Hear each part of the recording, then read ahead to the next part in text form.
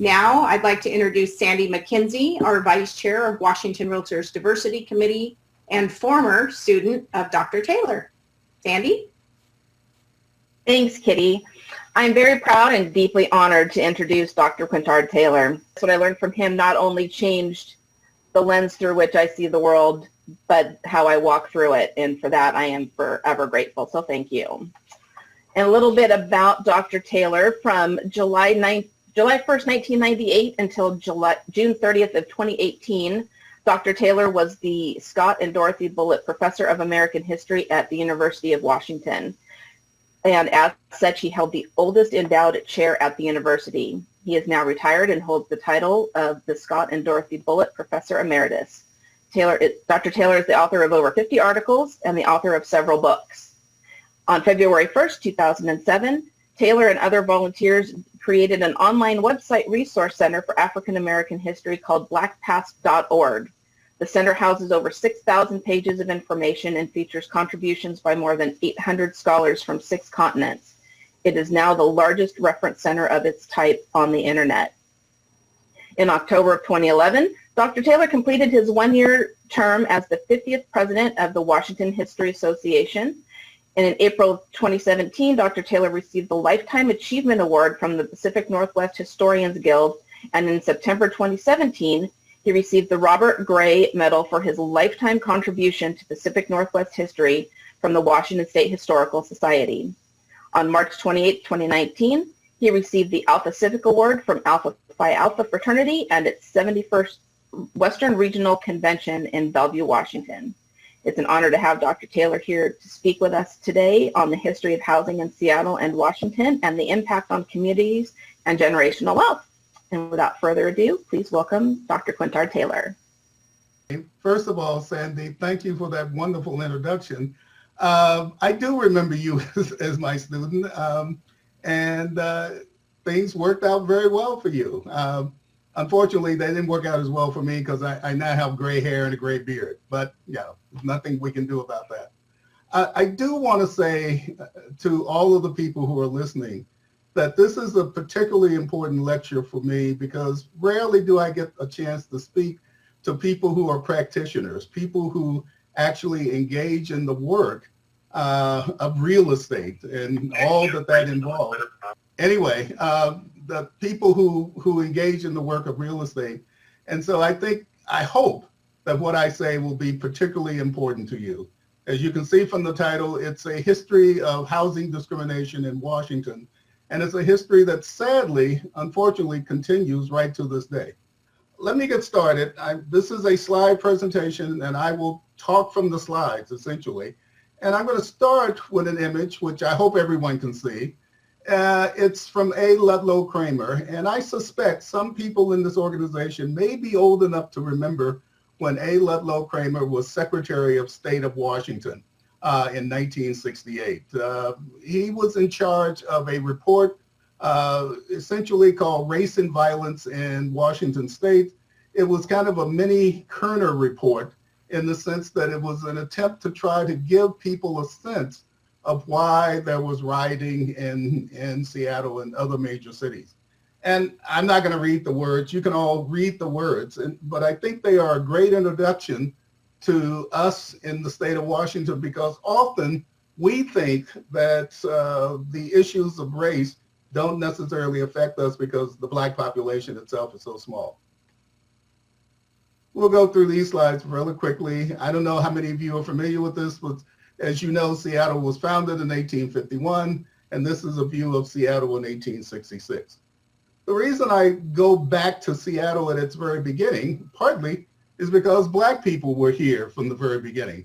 The first African-American resident came in 1858, soon after the city was founded, and he was the barber for the city. In other words, he was the barber for everyone since he was the only Black resident. The next person to arrive in Seattle was William Gross, and William Gross would eventually become one of the wealthiest people in Seattle. And of course, as you can see from the map on the left, there was the William Gross Farm. Again, I start at this point because Seattle in the 1860s, 1870s, 1880s, even into the 1890s, was a place that was, how would we say, racially tolerant. It was, or I could use the contemporary word, it was liberal. There were Black people here, and those Black people, interestingly, were often business people. In other words, there's a larger contingent of Black business people then than there are now in the city in proportion to the population. And their clientele was the general population, the white population, because there certainly weren't enough Blacks to support any Black businesses. And one of the things that's striking about this period is those businesses were everywhere in the city, in the small city at that time. Monet's Seattle Restaurant and Coffee Saloon was literally across the street from Yesler Sawmill, which at that time was the biggest employer in the city of Seattle. This was a pioneer city. It was an open city. It was a city of opportunity for African Americans, including this man, George P. Riley. Riley was from Boston. He came to Seattle and eventually Tacoma. And he was, interestingly, a real estate developer, among other occupations. And you can see the map on the right, which is Beacon Hill. And there are streets on that map that I'm sure some of you are familiar with.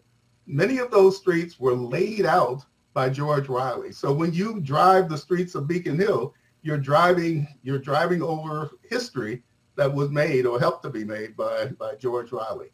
Again, Seattle is a very open place, almost a welcoming place for African Americans, although the Black population clearly is small at this point, as you can see from this chart. One of the things that's striking about Seattle and Washington in this period is the fact that African Americans had, how will I say this, they had rights that were considered almost unimaginable in other areas of the country. African American men in Washington had voted since 1866 without restriction. Black women voted briefly in the 1880s along with all other women, and they voted permanently since 1910. By law, and it was a law passed by an African American in the legislature, William Owen Bush, who also founded Washington State University. By law, African Americans had access to public accommodations since 1890. That didn't always happen without challenge, but essentially it was the law of Seattle. And unlike the South, or for that matter, Oregon, Montana, and Idaho, there were no legally segregated schools in Washington. As a result, Washington attracted a small population, including attorney Robert O. Lee. I like to remark that for one brief moment in the 1890s, Seattle actually had more Black lawyers than Black preachers. One of those lawyers was one of the first graduates of the first graduating class of the University of Washington Law School. Horace and Susie Revels Caden represent the epitome of Black aspiration and in some ways Black prosperity during this time period. Horace Caden came out from Mississippi. He was a former slave, born at the end of slavery in 1859. He came out from Mississippi. He began to work for the Seattle PI, the Seattle newspaper, the leading Seattle newspaper in the town at that time. And by just sheer willpower, he eventually developed his own newspaper called the Seattle Republican. For one brief moment in the first decade of the 20th century, the Seattle Republican was the second largest newspaper in circulation in the city of Seattle. Not the second largest Black newspaper, the second largest newspaper. And Horace Caden came to be part of, if you will, the political establishment. I don't know if you can see my arrow here, but I'm pointing to him. Here he's sitting with the Washington Republican Central Committee in 1906.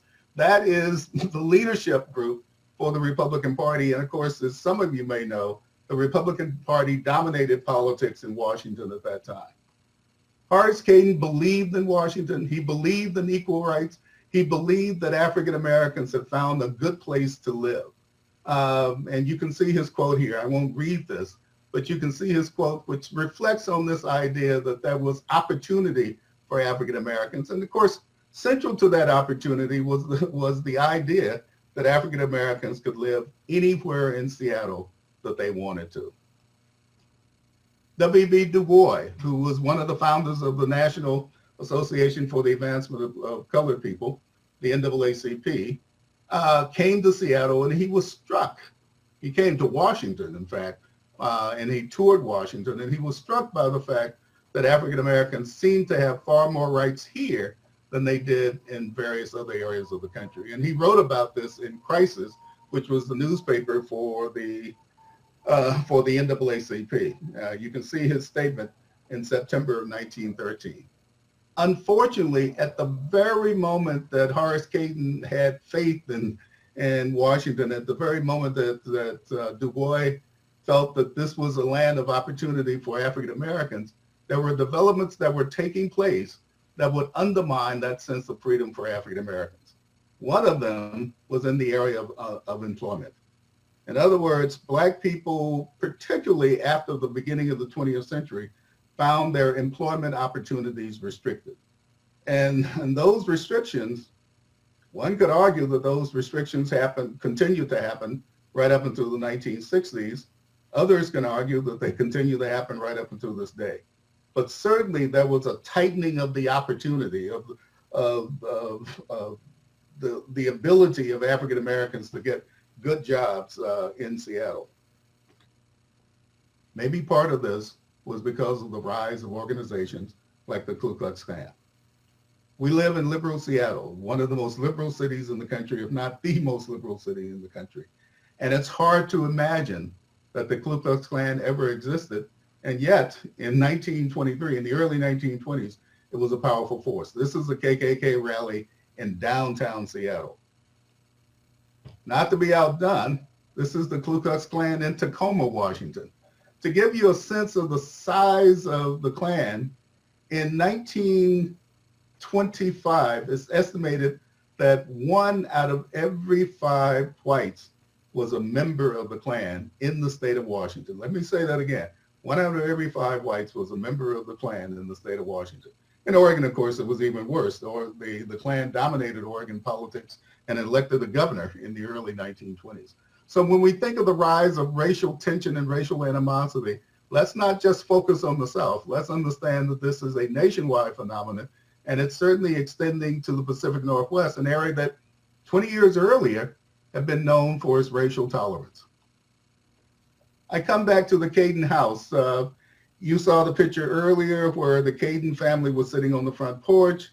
You can see the front porch in this rendering from roughly 1906. And the reason I have this house on display is because in 1906, Horace Cayton, his wife, and their children were forced out of Capitol Hill.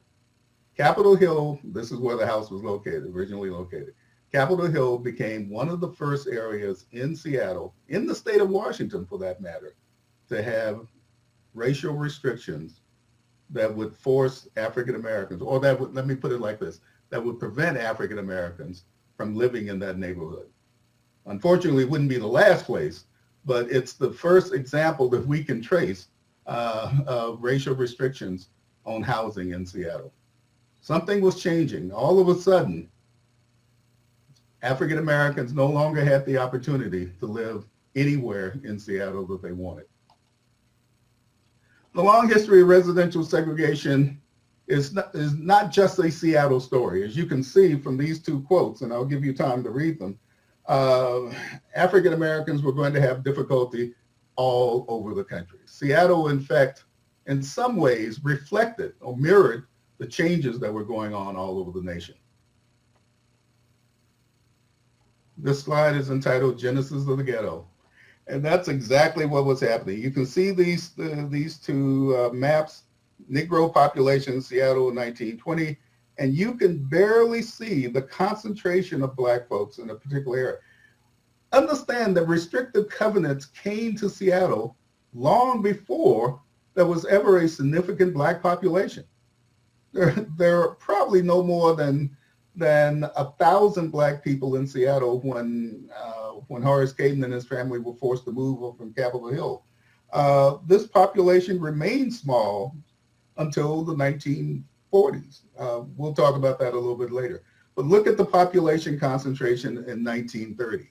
You can see, if I can get my cursor correct, you can see that African Americans are beginning to settle or being forced to settle in an area that would eventually be called the Central District. Here's what we mean. These are racial restrictions. This is Ennis Arden. Many of you may know this area better than I, but I think it's in the northwest section of Seattle, but it's a restricted community. A restricted community in that period was often code for a community that did not allow blacks or other people of color to live there. This is a typical restrictive covenant. This is a 1938 deed to a house on 23rd Avenue.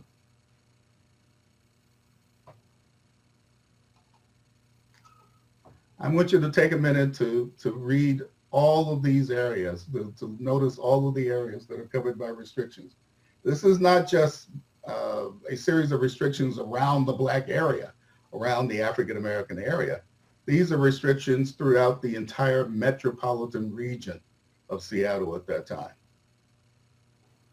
Also notice that these are restrictions that apply obviously to black folks, but blacks aren't the only target. Racially restrictive covenants emerge in the first decade of the 20th century. As you probably know, these are private agreements or agreements among private homeowners to restrict certain people from their neighborhoods. There are other restrictions as well, but certainly there are restrictions based upon race. And indeed, those racial restrictions were the driving force for many of these covenants. But by the 1930s, and I say this with some difficulty because there's a lot that I admire about the man I'm going to discuss. By the 1930s, Franklin Roosevelt was in charge in Washington, D.C. He had created, as you all know, the New Deal. And the New Deal is often portrayed as a period of racial liberalism. It's a period when, or at least as the historians would like to remark, when African Americans had more rights. Certainly it was a period when African Americans became Democrats. They became Democrats as they increasingly began to support Franklin Roosevelt and the New Deal programs. The problem, though, is that some of the New Deal programs continued the pattern of race, or maybe I should say continued the pattern of racial restrictions. And nowhere is this more in evidence than in the Federal Housing Administration, the FHA. The FHA is still around to this day. It is responsible for doing today what it did in the 1930s. And what it did in the 1930s was essentially guarantee home loans to millions of people. Unfortunately, the millions of people who were guaranteed those loans did not include African Americans. Indeed, as you look at the FHA underwriting manual, and I had to be selective in the number of things I could put on the screen. If you look at the underwriting manual, it was dedicated to the idea of maintaining exclusively white neighborhoods. It was unambiguous. It was as clear as anybody wanted to make it. The federal government is now in the business of helping to maintain segregation, racial segregation in the cities. Now, let me be clear. It didn't start racial segregation. The restrictive covenants were around earlier, but it essentially reinforced those restrictive covenants, and in some instances, actually extended them, extended their limits beyond what the original creators of the covenants had intended. I'll read this. Well, no, I won't read it in the interest of time, but you can read all of this, and you can see exactly what's going on. And I'm going to say, I'm sort of jumping ahead here.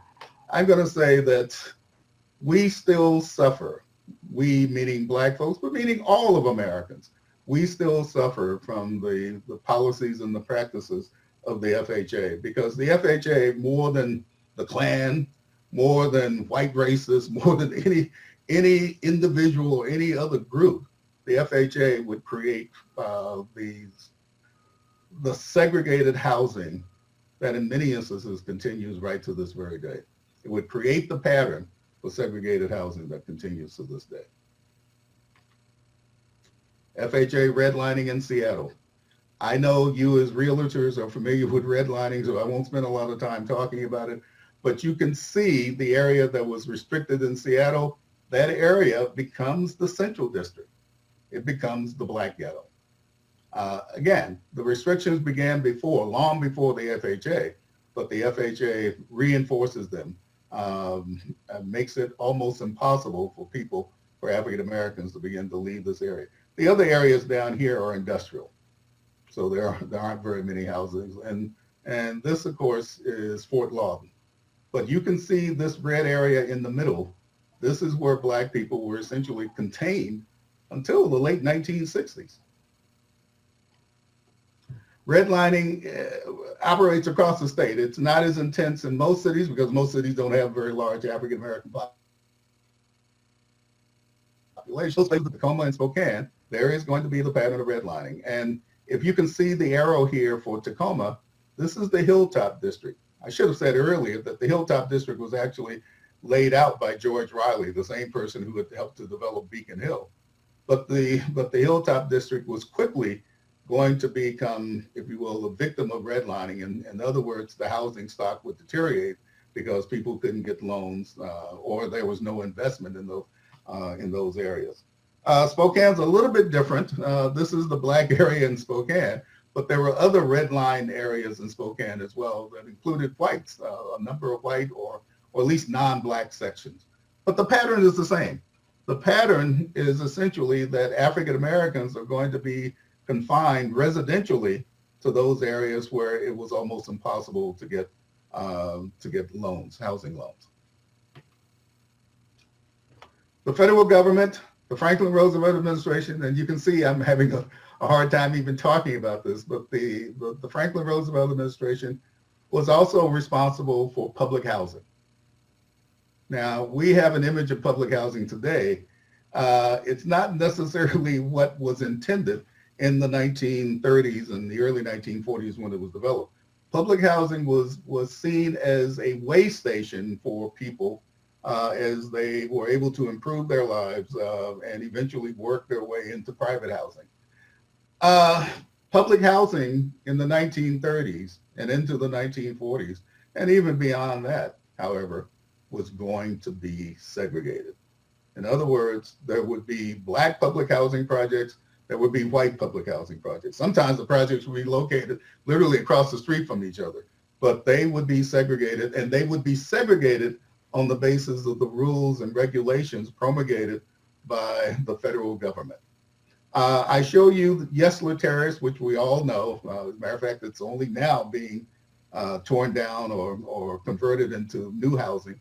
Yesler Terrace in 1940 was the first, or one of the first, public housing projects opened in the entire country. But why? But the reason we're talking about it now is not because it was one of the first housing projects, but because of this man on the right, Jesse Epstein. Jesse Epstein was the first director of Seattle Public Housing, and he launched a bold experiment in opposition to his bosses in the federal government. He declared that Yesler Terrace would be racially integrated. Understand the significance of this. Yesler Terrace may have been, for the first 10 years or so, the only racially integrated housing project in the country. And Epstein took a lot of heat for this, as you can imagine, but nonetheless, he continued this practice. Other housing projects were developed in Seattle. They were racially segregated, but Yesler Terrace was racially integrated. So we use Yesler Terrace as an example of what could have happened. And indeed, I'm going to come back to that a little bit later on and talk about what could have happened in other instances as well. We talk about housing, and housing is clearly important, as you all know. I literally am preaching to the choir today. But let me suggest to you that the inability to get into housing that would rise in value would almost certainly make sure or ensure that African Americans will be poor. Now, I'm not going to argue that the only reason for Black poverty was the absence of Black access to housing, but housing was a major contributing factor. Think of this as an interlocking web of discriminations, and housing was central to this interlocking web. But of course, there were other factors. the struggle for jobs. And this is one of the reasons why I included this slide.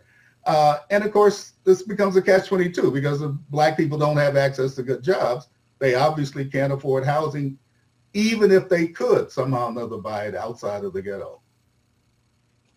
In the 1940s, when World War II came, obviously there was great migration. There was a movement of people particularly from the South and the Southwest, to the places that had factory jobs, particularly jobs in defense industries.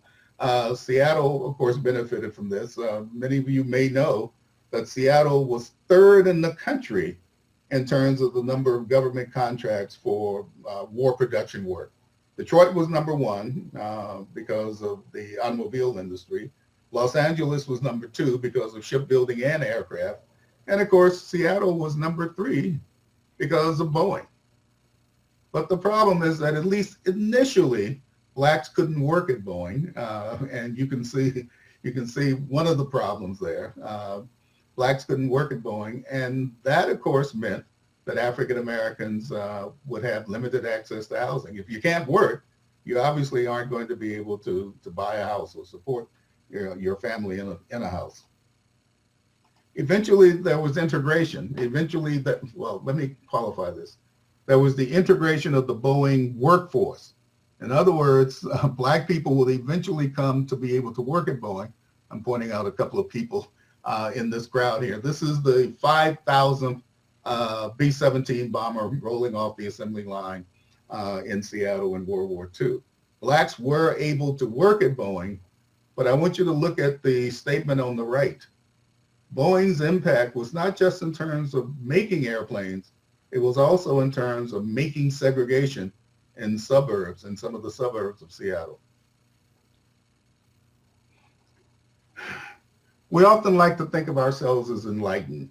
And we like to say that, of course, people in the 1920s or the 1940s lived in a world where this was common, racial discrimination was common. They didn't know any better. They couldn't imagine a better world. That's not true. That is absolutely not true. Obviously, as we said before, people in the 1880s and 1890s were far more tolerant racially than they would be in the 1920s or the 1930s. But there were always people who recognized the racial dilemma. One of those was Mayor William F. Devon. He talks about the tension, the racial tension in Seattle in 1944. And the reason I include this statement is because he said it in 1944, but Mayor Durkin could have said it yesterday, because essentially it's the same thing that we're dealing with right to this day. The ghetto solidifies. What do I mean by that? I mean that the parameters of the Black ghetto were already established in the 1920s and the 1930s because of restrictive housing covenants. In the 1940s, the Black population in Seattle grows from roughly 3,000 to 15 to 16,000. The problem with that growth is that almost all of it is confined to a narrow space that we call the Black community of Seattle, or the Central District. And here's an aerial view of the Central District in November of 1946. Looks pretty with a rare November snowfall. And as you can see, many of the areas that would eventually be developed into the medical centers, the Center for Medical Research and Technology near downtown Seattle, many of those were residential areas. And those areas housed Black folks. Some Black folks owned their homes, some Black folks rented their homes. But this is one of the areas, this is perhaps the main area where African Americans could live at this time, because they couldn't live in the North End. And ironically, they couldn't live in the South End. Notice this newspaper report from January 15th, 1948. Seattle is blighted by restrictive covenants. In other words, the restrictive covenants were literally all around the Black community in Seattle. And you can imagine what happens. Think of it this way. 15,000 people live in the same area that 3,000 people lived in before. 15,000 people live in the same area in 1950 that 3,000 people lived in 1940. What does that make? It makes for an instant ghetto. It makes for an instant deterioration of housing because everybody is collapsed into a narrow space. I'm going to take a leap here, literally across the state, because there were developments that were taking place elsewhere in Washington that don't augur well for racial integration, certainly housing integration. And one of the places I'm going to focus on, and I'm sorry that this is abrupt, but one of the places I'll focus on is the Tri-Cities. And you all know the story. You know why the Tri-Cities grew in the 1940s. It was the Hanford Project. And the Hanford Project brought scientists and researchers, but it also brought workers. It brought literally thousands of workers and hundreds of Black folks. The problem is that those Black folks who came to work at Hanford in the 1940s were going to be racially restricted in terms of housing. They had two choices. They could either live in segregated barracks on the Hanford campus or the Hanford reservation. Maybe that was a better choice than the other choice that they had. And I'll use this as segregated buses in Pasco, 1944. That was a better choice than what they would have in East Pasco. For those of you who may not know Pasco, it was the largest city in the area in the 1940s. It was the only city that really predates significantly in terms of its population, the World War II period. And housing was available, but it was only available in a section called East Pasco. East Pasco would have some of the worst housing in the state of Washington. Some could argue some of the worst housing outside of the Deep South in the country. This is not what you expect to see in Washington state, and yet this was the situation. And notice the dates, in 1945 and in 1965. By the 1970s, East Pasco was still pretty well walled off from the rest of the town of Pasco. Notice this slide, edge of the ghetto. This is the railroad bridge that separated Pasco from East Pasco. I know this photograph. I know it well because I took it in 1973. And it was the contrast between what was going on west of the bridge and east of the bridge was startling. If I can go back, well, I don't know if I want to try to go back, but you saw the dilapidated housing both in 1945 and 1965. East Pasco was as segregated a community, as closed off a Black community as any in the rural South at that particular time. Now, notice the population, and notice the population growth over time. These are cities in central Washington: Roslyn, Yakima, Pasco, Kennewick, Richland. And I want you to notice Kennewick, the population for Black folks in Kennewick. Notice we don't see Black people in Kennewick until 1970. The reason for that is because Kennewick was a sundown town. Some of you may be familiar with this term. It's the ultimate example of racial segregation because it's racial exclusion, meaning that Black folks could not live in Kennewick, Washington. Now, it's interesting. If you go back, let's see if I can go back to that chart. Let's see if I can do this. What's interesting is that now of these 5 cities, Kennewick has, ironically, the largest Black population. But there were no Blacks in Kennewick. Go forward. There were no Blacks in Kennewick until 1968. I mean, that still is an amazing statistic to me. Because I lived in Pullman, Washington in the early 1970s, from 1971 to 1975. And I can remember driving to Kennewick and being told by people to stay out of the town, even though there were a few Blacks in the town by that time. But I remember being told to be very, very careful when I was in the town and to stay out of it if I could. In other words, racial exclusion is the ultimate example of racial segregation, and it's the ultimate example of the relationship or the nexus between race and housing. Let me pull us back to the entire state and also to Western Washington. This is the Black population in 1960. The African-American population, 48,000, and the total population of 2.8 million. You can see from this map where most Black people reside. They're at Seattle, they're in Tacoma. There's Fort Lewis, actually it's Fort Lewis and Olympia. There's a small population in Spokane, then Yakima and Pasco. And that's it. But in those areas, unfortunately, there's also racial segregation in housing. In almost every one of those areas, there's racial segregation in housing because until 1968, it wasn't against the law. Let me repeat this. Until 1968, there was no law on the books that would prevent racial segregation in housing. That's one of the reasons Seattle and other areas across the state had the civil rights movement. Now, the civil rights movement in the let me back up. Some of you may not know this. We think of the civil rights movement as all those protest demonstrations down south in Selma and in Birmingham and in Albany, Georgia, and Raleigh, North Carolina, and the like.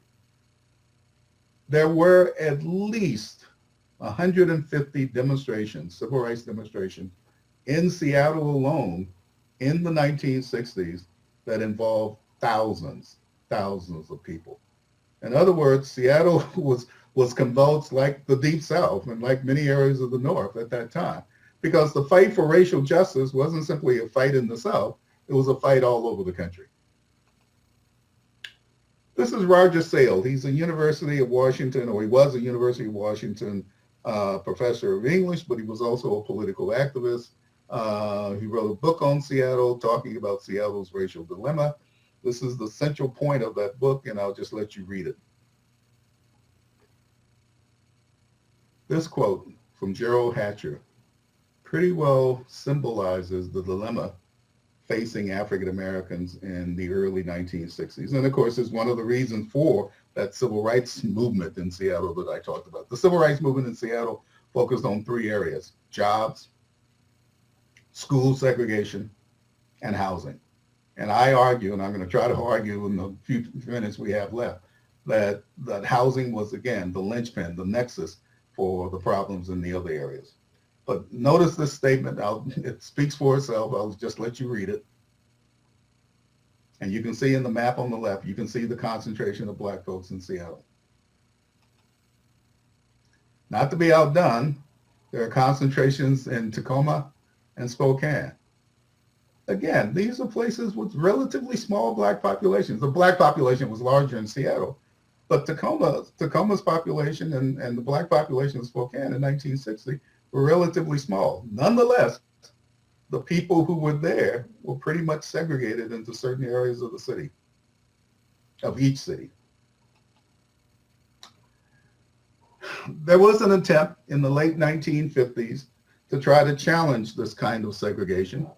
Washington State, the Washington State Legislature passed an anti-discrimination bill, and part of that bill was the creation of the Washington State Board Against Discrimination. It would somehow or another monitor racial discrimination in jobs and housing and various other areas.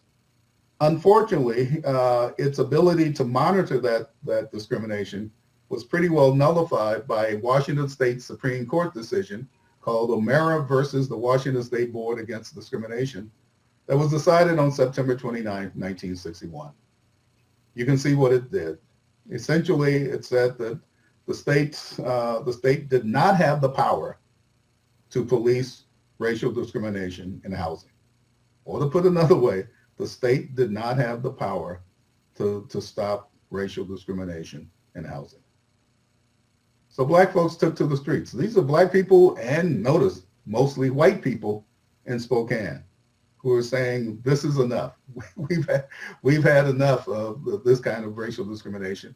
And notice, and I want to emphasize this, the vast majority of people who were protesting in the 1960s were not African Americans, but white Americans, some Native Americans, some Latinos, who all agreed that this kind of racial discrimination was wrong, and they took to the streets to try to stop it. Sometimes we say, look at all the protests that are going on now.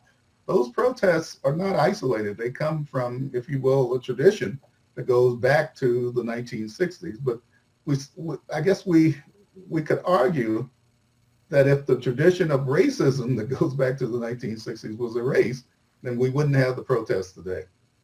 That's my editorial comment. But nonetheless, we can see what's happening. Pro-open housing demonstrations in Spokane, as I've just showed you, open housing demonstrations in Seattle as well. I love this sign, Methodist for open housing. I like that because I'm a Methodist. But you can see that there were a lot of people who were dedicated to trying to bring change and trying to bring opportunity for African Americans at that particular time. But there was also pushback. This is Philip Bailey, the editor of the Argus, which was a small newspaper in Seattle in the 1960s. And you can see what he's saying here. He is opposed to the concept of open housing. For those of you who don't know, open housing was essentially the idea that a Black person should be allowed to buy a house anywhere in the city where he could, that he or she, for that matter, could afford. Let me repeat that. A Black person, a person of color, should be allowed to buy a house anywhere in the city, maybe even anywhere in the state where he or she can afford. And obviously there were a lot of people like Philip Bailey and the people that he represented who were opposed to this. But there was something else going on. There were people who pushed back against the pushback. This is Felicia Schoenfeld. I wish I knew more about her.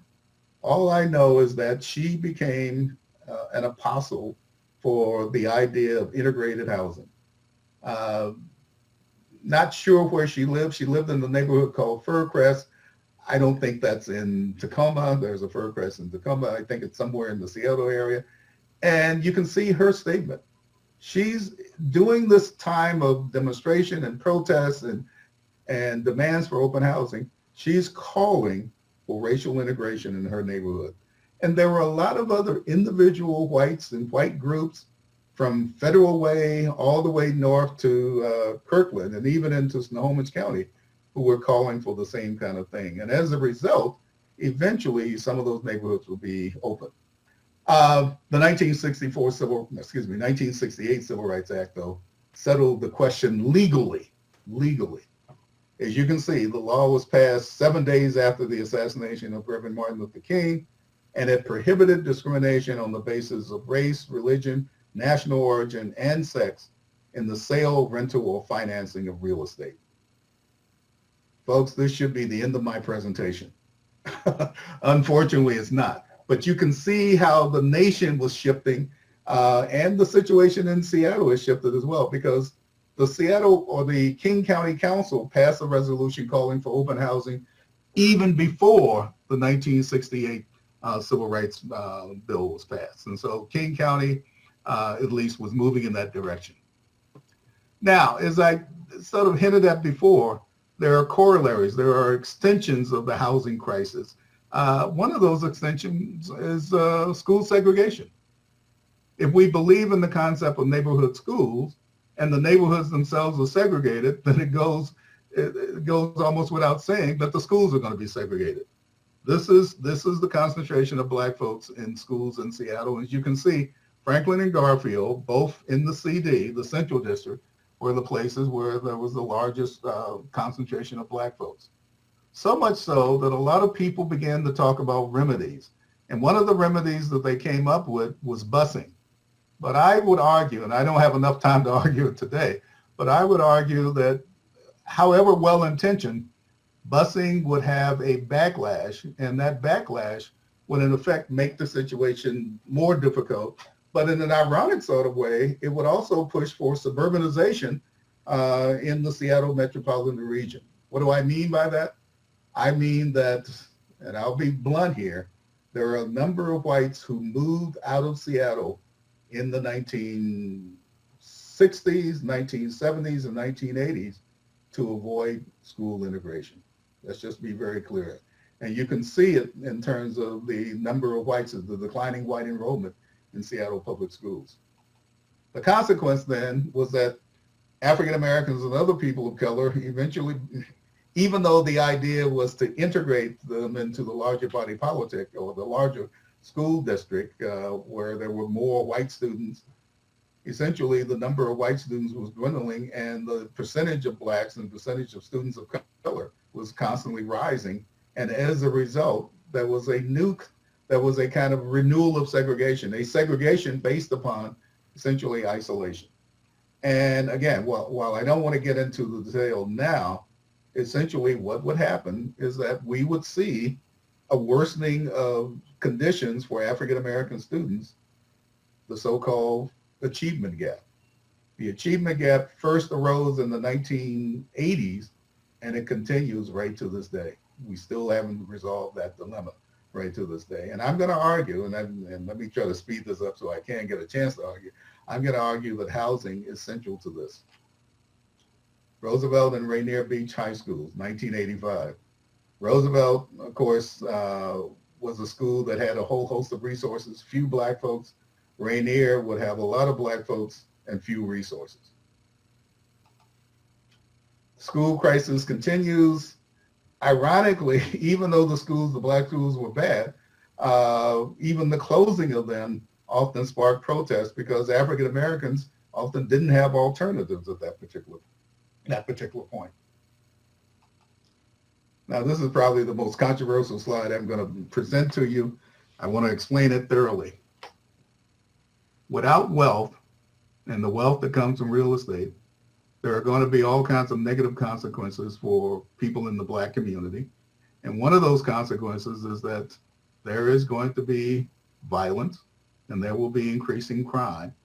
And African Americans will suffer disproportionately. Now, I'm not arguing that housing discrimination alone causes crime.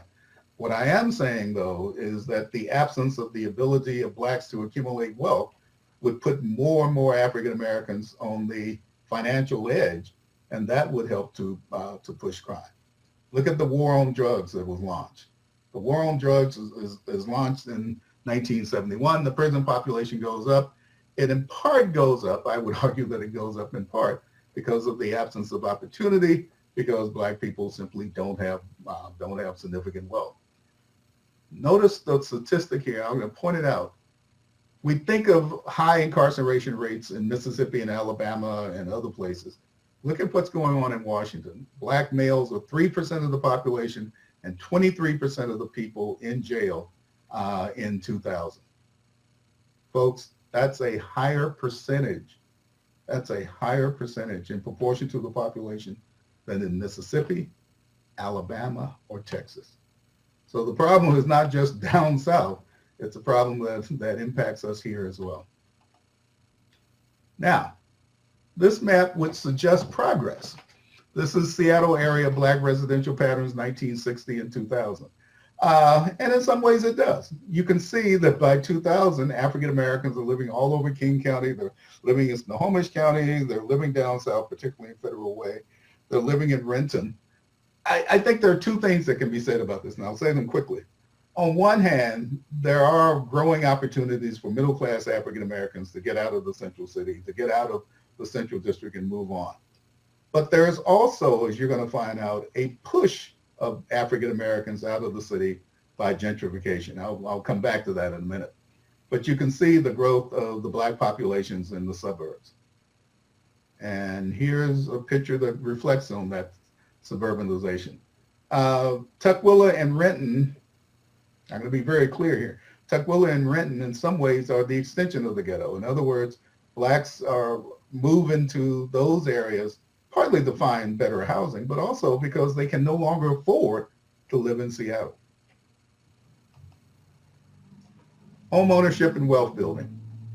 We could probably do an entire slideshow on this alone. And again, I feel like I'm preaching to the choir. Everybody who's listening to me understands the importance of home ownership and wealth. What I hope you understand as well, then, is the flip side of that. If blacks don't own homes, if they aren't allowed to own homes, or if they own homes in restricted areas, then they're not going to be able to participate in this wealth building. Here's a consequence. The black-white wealth gap, median home net worth for individuals, 1990-2009. The statistics tell the tale. And I would argue that the gap between 1990 and 2009 is not because there were tech millionaires or not because there were a whole host of new people who engage in new industries. Certainly that's the case. There's no question about it. But the real gap comes in the rise of home prices. Home prices go up dramatically. Again, I'm preaching to the choir here. Home prices go up dramatically, but Black people don't own homes, or they own homes in areas where the housing values are low. And as a result, there's a continuing gap. Strike that. Not a continuing gap, an increasing gap in wealth between whites and Blacks and other people of color. And this, again, is one of the ironies. At the very moment that it seems that Blacks have the opportunity to own houses in the Central District, something else happens, gentrification. And gentrification is very complex, and I don't know if I have an opinion on whether it's good or bad, but I do know that it happens, and because it happens, it drives out relatively poor Black people or modest people with modest incomes, people who in many instances inherit their houses from their parents who worked and struggled to buy the houses in the 1940s and the 1950s, but who can no longer afford to live in those houses, and sometimes their grandparents, who can no longer afford to live in those houses with gentrification. Gentrification brings greater wealth in the community, it brings better services, but it also often, almost always, pushes out the original inhabitants. You can see the declining Black population in Seattle between 1980 and 2000. This is one of the reasons for the growth of the suburbs that we noted earlier. Challenging racial segregation. Look at the date. We still have a dilemma in Seattle, perhaps more in Seattle than elsewhere in the state, but certainly still in Seattle in terms of the concentration of Black folks and increasingly the concentration of poor Black folks in certain areas. And you can see here the city government trying to do something about it. But the last slide is taken from an article that was printed not long ago. This was published on Labor Day of this year. This is an article by Catherine Long, and it's talking not about the purchase of housing, it's talking about rental units. And the key here is the statement, rental units in white areas are described, certain words are used to describe rental units in white areas or areas that are seen as white, and there are different words that are used to describe those units or similar units in Black areas. And these are, according to the article and according to the research by the University of Washington, these are subtle code words for racial difference in neighborhoods. And in effect, what it means is that whites and Blacks, or whites and other people of color, are still steered towards certain neighborhoods in the year 2020. It would be great if I could say that this ended in 1968 with the passage of the 1968 Civil Rights Act. But we don't have enough time for me to talk about all the examples of the continuing problem of racial discrimination in housing. But what I will say is that the folks in the real estate industry have in some ways the biggest challenge. You can turn this around and you can ensure that there's less discrimination or no discrimination in housing. And as a result of this, you can I won't say you can solve the racial dilemma, but you have within your power to reduce the level of racial tension in America simply by treating everyone fairly. That's all, treating everyone fairly. Folks, I'm going to end it there. We may have some time for questions. I'm going to do a shameless plug for Black Pass. As Sandy had mentioned before, it's a 6,000 page website. We're going to have 5 million visitors this year. We hope that some of you in the audience will be will be among those numbers of visitors. Okay, thank you very much. I wish I could see you, but I can't, but this is the new normal. Thank you very much. Wow, Dr. Taylor, thank you so much. We actually do have time for a couple questions, and we have a couple questions. Okay. Liz? Yes, Dr. Taylor, regarding a racial restrictive covenants. We still have these covenants in some areas of Bellingham and have often wondered how we can have them legally removed from areas where the HOAs are no longer active. How can How can we legally get these horrible statements out of our title documents? Well, that's an interesting question because they are illegal now. They've been illegal for a long time.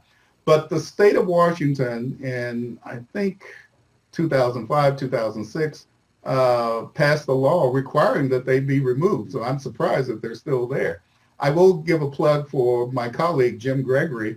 He was one of the people who noticed that the racially restrictive language is still in deeds into the 20th century, beginning of the 20th century. And he organized a group of students and they eventually got the legislature to change this. So I think the thing that you should do is to check with your legislator and find out exactly what the law states. Because if people still have these if they still have the language of the restrictive covenants in their deeds, they're supposed to be removed. Now, I don't know who's supposed to remove them, probably the title companies, but they are supposed to be removed. It is state law.